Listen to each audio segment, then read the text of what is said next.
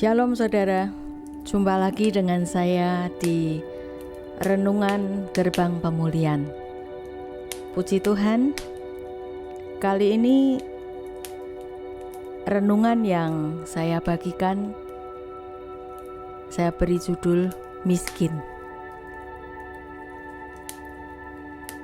Kita ambil ayatnya dari Matius 5 ayat 1-3. Di perikop ini judulnya adalah ucapan bahagia. Ini pengajaran dari Tuhan Yesus ya. Matius 5 ayat 1-3. Ketika Yesus melihat orang banyak itu, naiklah ia ke atas bukit. Dan setelah ia duduk, datanglah murid-muridnya kepadanya. Maka Yesus pun mulai berbicara dan mengajar mereka, katanya, "Berbahagialah orang yang miskin di hadapan Allah, karena merekalah yang empunya kerajaan surga." Nah saudara, kalau saudara nanti baca sendiri di Matius 5 dengan judul perikop ucapan bahagia ini ada beberapa hal. Berbahagialah orang yang apa itu banyak saudara, tetapi berbahagialah orang yang miskin di hadapan Allah ini menduduki peringkat pertama. Jadi menurut saya, orang yang miskin di hadapan Allah ini ada di level tertinggi di antara berbahagialah orang-orang dengan tipe yang lain, karena merekalah yang empunya kerajaan surga. Ya, nah kita akan belajar. Apa maksudnya? Apakah setiap orang Kristen itu harus miskin? Ya kan? Dulu pernah, zaman dulu ada lagu ya, sekalipun miskin di dunia gitu ya.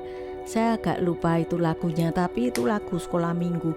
Jadi miskin di dunia itu tidak apa-apa, tapi kalau kita mati masuk surga. Saya pikir bukan miskin seperti itu yang dimaksudkan Tuhan di sini ya. Miskin di hadapan Allah. Coba kita lihat di Amsal 10 ayatnya yang ke-15.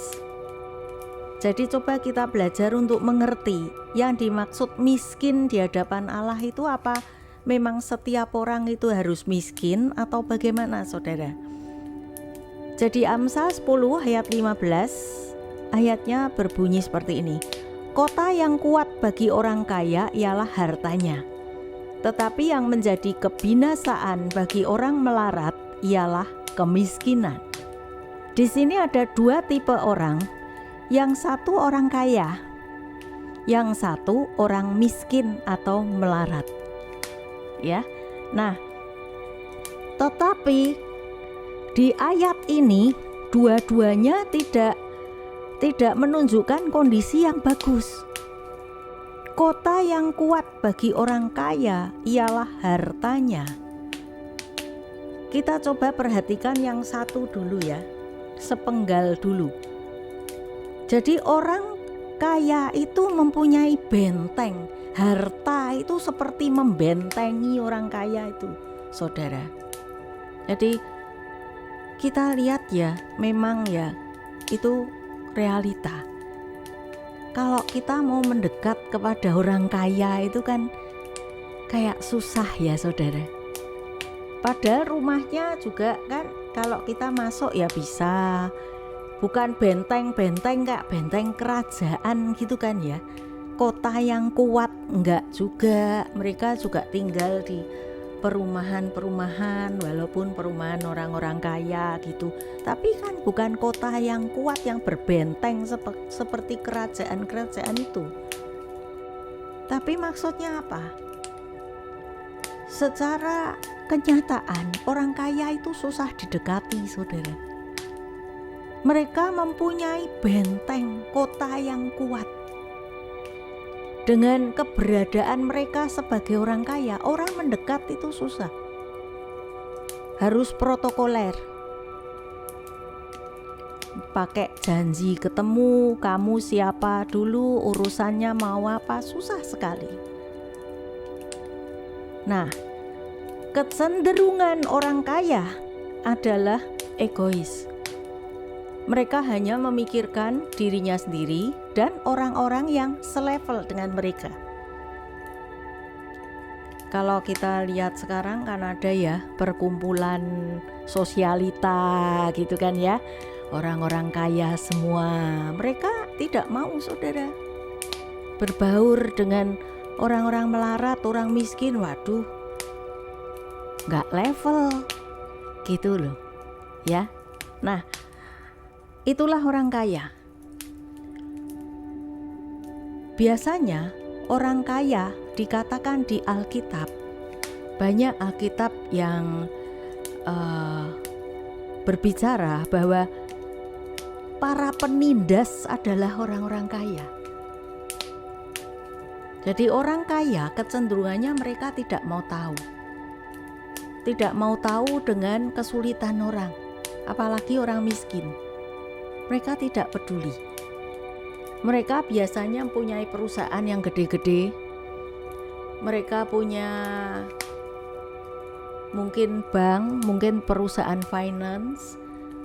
Lah, kalau nasabah atau konsumennya misalkan memiliki satu properti, mereka menjual rumah-rumah, unit rumah ya. Lalu ada orang yang tidak bisa bayar, sudah kasih DP, tapi kelanjutannya ada masalah sehingga tidak bisa membayar. Mana ada perusahaan properti yang mau mengembalikan uang DP itu? Padahal bagi orang yang terus kena masalah kesulitan, uang itu sangat berarti, saudara. Dan bagi si developer, si pemilik dari properti itu, uang sebenarnya tidak ada artinya.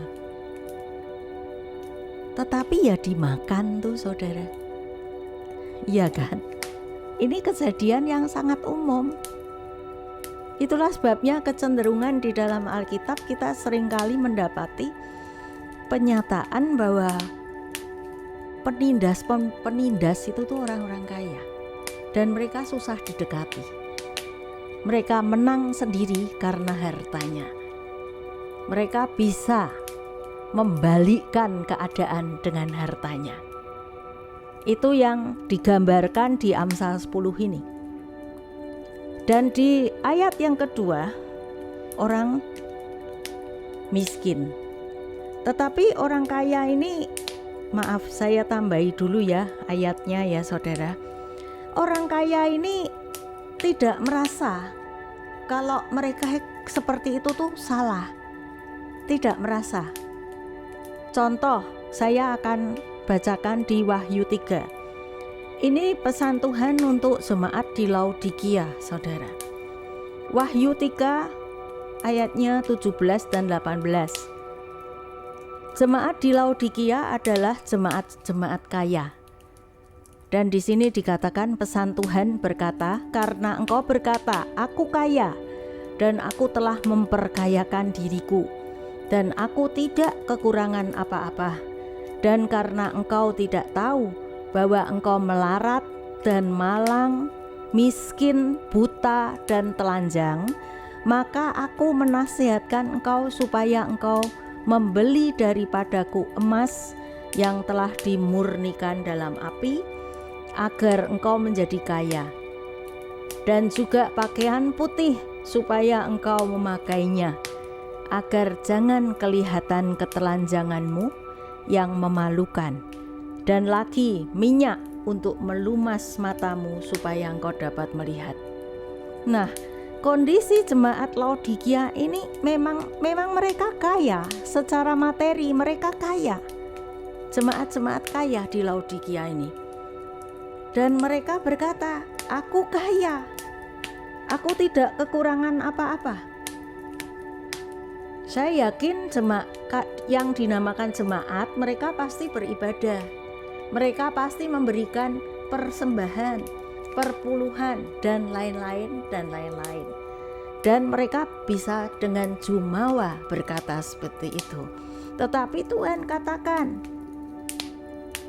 engkau tidak tahu bahwa engkau melarat, malang, miskin, buta, telanjang. Tuhan berkata dengan jelas loh saudara, ini kaya loh.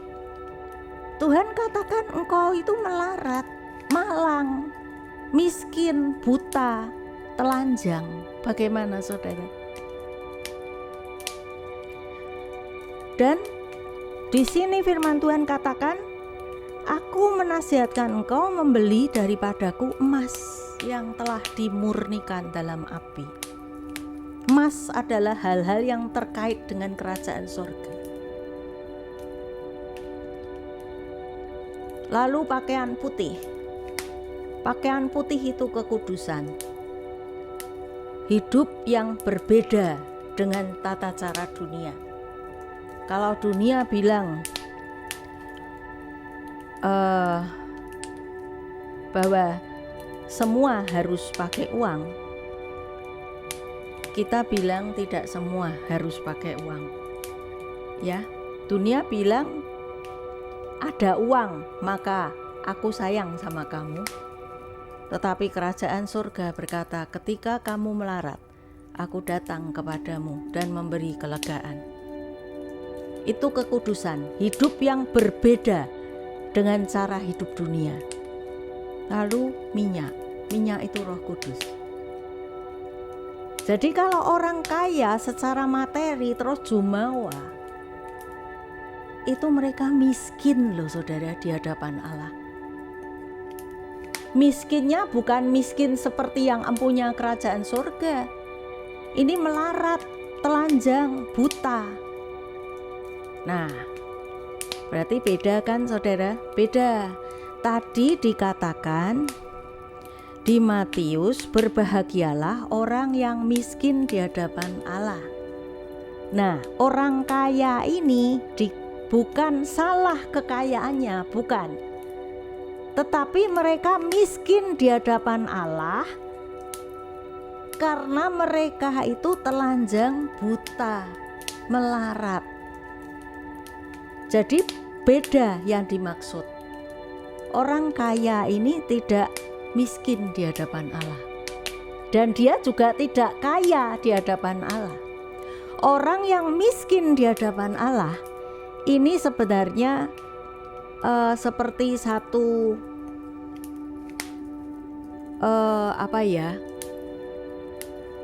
misteri gitu. Miskin di hadapan kaya, di hadapan Allah dengan kaya di hadapan Allah itu sebenarnya sama. Jadi orang yang miskin di hadapan Allah, dia pasti kaya di hadapan Allah. Nah, nanti kita akan lihat ayatnya ya. Nah, contoh yang jelas di Lukas 12 ayat 21 itu cerita tentang orang kaya yang bodoh. Saudara bisa baca sendiri nanti satu perikop, itu judulnya orang kaya yang bodoh. Di situ ada cerita, ada seorang kaya yang mempunyai tanah yang hasilnya tuh berlimpah-limpah saudara. Lumbungnya sudah tidak cukup, maka dia merombak lumbungnya menjadi lumbung-lumbung yang lebih besar. Nah, setelah banyak sekali kekayaannya, dia berkata, hai jiwaku, sudah ada semua barang padamu, sekarang istirahatlah, bersenang-senanglah. Dia tidak memikirkan orang lain saudara. Nah, di Lukas 12 ayat 21 dikatakan, demikianlah jadinya dengan orang yang mengumpulkan harta bagi dirinya sendiri, jikalau ia tidak kaya di hadapan Allah. Jadi penyataan di dalam Alkitab itu tidak bisa dimakan mentah saudara. Berbahagialah orang yang miskin di hadapan Allah. Kalau kita cocokkan dengan Lukas 12 ayat 21 ini, di sini Yesus katakan, demikian jadinya dengan orang yang mengumpulkan harta bagi dirinya sendiri, jika ia tidak kaya di hadapan Allah. Jadi Tuhan mau orang itu juga kaya di hadapan Allah. Jadi miskin atau kaya di hadapan Allah itu sama-sama berkenannya. Ada sisi yang harus miskin, artinya rela melepas semuanya untuk Tuhan. Contohnya, anak muda yang kaya.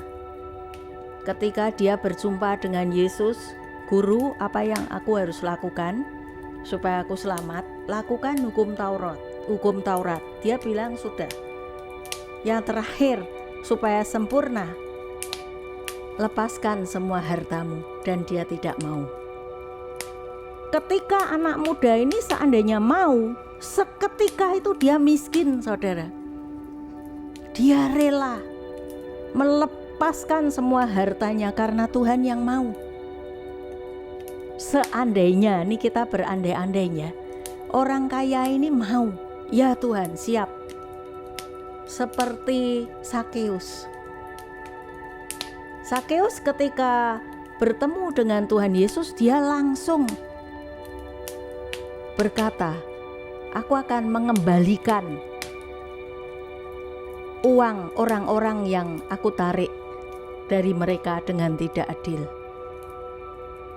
Aku akan kembalikan." Bahkan ada yang dilipat gandakan sama dia, dikembalikan.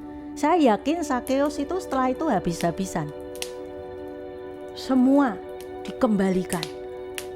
Saat di titik dia menyerahkan semua kepada Tuhan, itulah dia miskin. Tetapi hanya di titik itu.